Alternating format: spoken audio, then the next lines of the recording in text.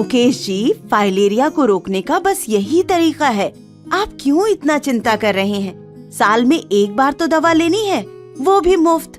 मेरे सामने आप सब लोग दवा खा लीजिए और पूरा परिवार सुरक्षित रहिए। पर आशा दीदी, आपके सामने ही क्यों लेनी है? आप दे जाइए, हम सभी खा लेंगे। नमस्ते मुकेश जी। नमस्ते आशा दीदी। क्या चर्चा चल रही है?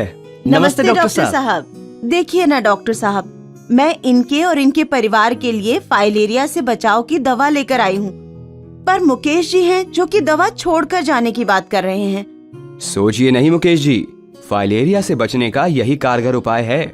ये दवा साल में एक ही बार खानी होती है और वो भी सरकार द्वारा निशुल्क उपलब्ध कराई जाती है। इसे हर साल MDA अभियान के दौरान खाने से फाइलेरिया से बचा जा सकता है। ड्रग एडमिनिस्ट्रेटर यानी कि DA जैसे कि आशा दीदी आपके घर तक दवा लेकर आते हैं। ये सभी दवा हमेशा स्वास्थ्य कर्मी के सामने खाना अनिवार्य है। पर हमें दवा आशा दीदी के सामने ही क्यों लेनी चाहिए? DA के सामने यानी DOT तरीके से दवा लेने के कई फायदे हैं।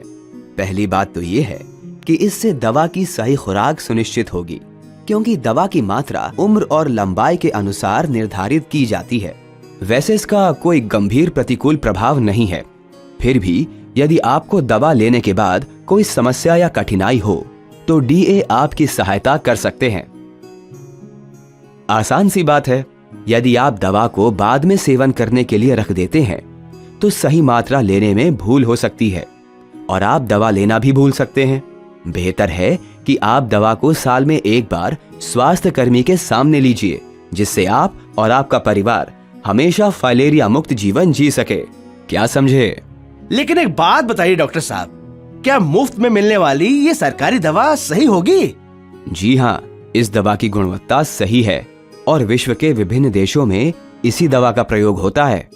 लेकिन दवा खुले रूप में क्यों दी जाती है? क्या ये भरोसेमंद है? बहन जी, दवा सही पैकेज में ही आती है।